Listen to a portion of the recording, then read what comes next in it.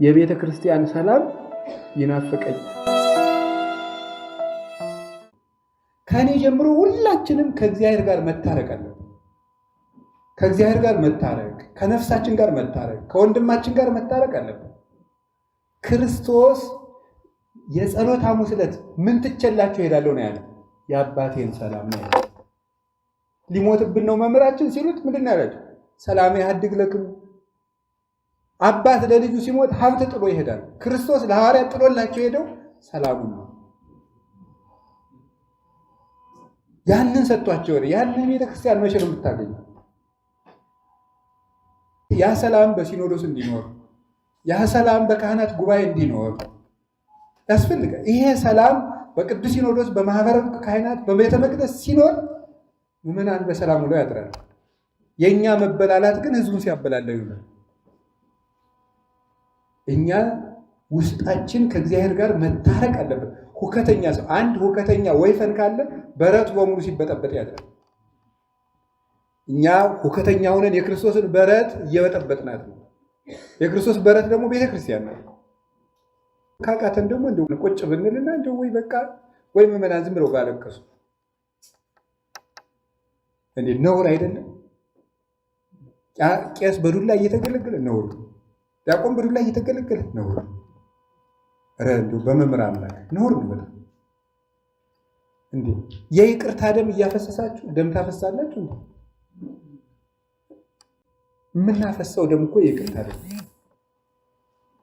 ኢየሱስ ክርስቶስ ዓለምን ለማዳን ያፈሰሰው ደም፣ የምንቀበለው ደም የይቅርታ ደም፣ የነፍስ መግደል ደም አይደለም። እንዴት ያለ ልብ እንዳለን አይታወቅም። ምን ይደረግ አልተማርም፣ አናውቅ። ተምረንም እናጠፋለን ሁላችን። እና አሁን እኔ የምነግራችሁ ምንድነው? አብረን እንኖር። ለቤተ ክርስቲያን ሰላምን መስጣት። ቢያንስ ከየሜዳው ሰብስቦ ያጠራቀመን እሱ ማን ተገብቶት በቤቱ ውስጥ የሚኖራል? ችሎ ተሸክሞን ያለ እሱ። ቀለም ብናጓድል፣ ቅዳሴ ብናጓድል፣ ስርዓት ብናጓድል፣ ንጽህና ብናጓድል የቻለን የተሸከመን እሱ። ቆርሳችሁ አጉርሱልኝ፣ ቀዳችሁ አልብሱልኝ አለ። ለምዕመኖች የሚሰጣቸው የራሱን ስጋ ነው፣ የራሱን ደም ነው። የቤተ ክርስቲያን ሰላም ይናፍቀኛል። የቤተ ክርስቲያን ሰላም የክርስቶስ ደም ብቻ የሚሰበክበት፣ ገንዘብ ጓዙን ጠቅሎ ወጥቶ ሰው ከክርስቶስ ጋር የሚኖርበት ቀን ይናፍቀኛል። ይሄኛ ያለው በእኛ እጅ ነው። ቤተክርስቲያን መከራ ውስጥ ናት። በገንዘብ ሰው ይታረዳል፣ በገንዘብ ካህን ይሸጣል። እንዴት ነው የምናደርገው? በክርስቶስ ቤት ውስጥ እሱ ደሙን ያፈሰሰለት ሰው ይታረዳል፣ ይገደላል። እየተሰደድን ነው። እኛ እኮ ከቤተ ክርስቲያን ውስጥ የቆምን ይመስለናል እንጂ ስደተኞች ነን። እና አባቶችን ልናስብ ይገባል። ሁሉ እንደሆነ ያልፋል። የበላም እንዳልበላ ይሆናል፣ የለበሰም እንዳልለበሰ ይሆናል። ነገ ክርስቶስ ሁሉንም እንደ ስጦ ያሰጠዋል። ቤተ ክርስቲያን ውስጥ ሰላም ያስፈልጋል። እኔም ብለው ይሄን ነው ክርስቶስ ለቤተ ክርስቲያን ይዞላት የመጣ ነገር የይቅርታ ደም ነው። ዓለም የሚቀድስ ደም ነው ይዞ የመጣው። ካህን እጆቹ ይቅርታን ያፈሳል፣ ይቅርታን ያንጠበጥባል። ቅዳሴ ላይ እጆቻችን የይቅርታ ደም ተነክረው ወጥተው እንዴት የሰው ደም እናፈሳለን? እንዴት እንደበድባለን? እንዴት እንሳደባለን?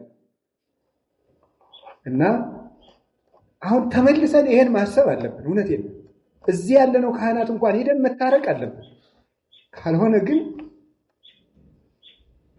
ምዕመናን የኛን ገፈታ ነው እየቀመሱ ያለ። ቤተክርስቲያን የኛን ገፈታ የኛን ዕዳ ነው እየጠጣች ያለችው። ዘመዶች ሹመቱም ያልፋል፣ ሁሉም ያልፋል፣ ፉክክሩም ያልፋል፣ በዘመድ መታጀቡም ያልፋል። የማያልፍ ቀን አለ። ክርስቶስ አክብሮና ከዚህ በላይ ምን ያርግልን? የእሱ አገልጋዮች እንኳን እኛ እኮ ያንድ እስቲ እግዚአብሔር ያሳያችሁ። አሁን እኛ በቤተ መቅደስ የቆምነው በየትኛው ዕውቀታችን ነው? በየትኛው ቅድስናችን ነው?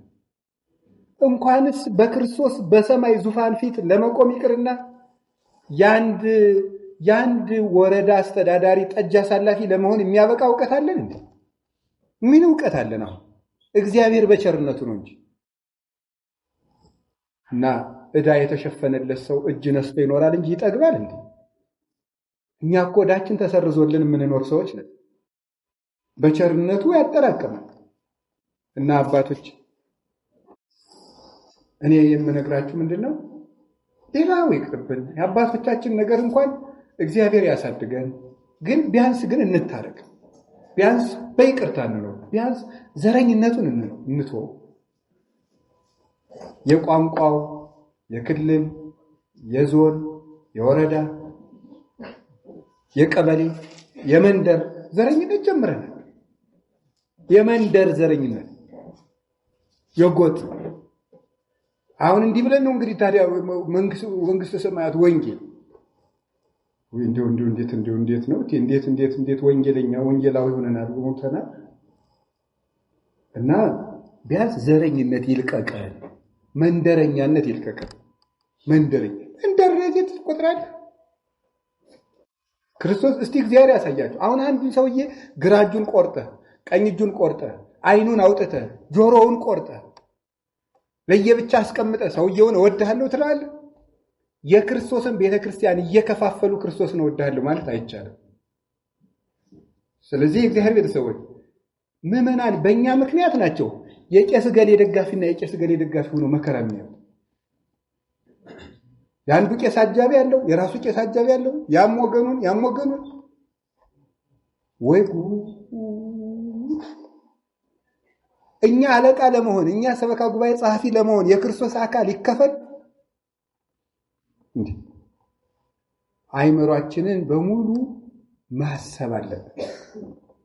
ቄስ እንደተራሰው በልቶ ጠጥቶ ተኝቶ ተነስቶ መሽቶ ነክቶ ኑሮ የሚሞት አይደለም።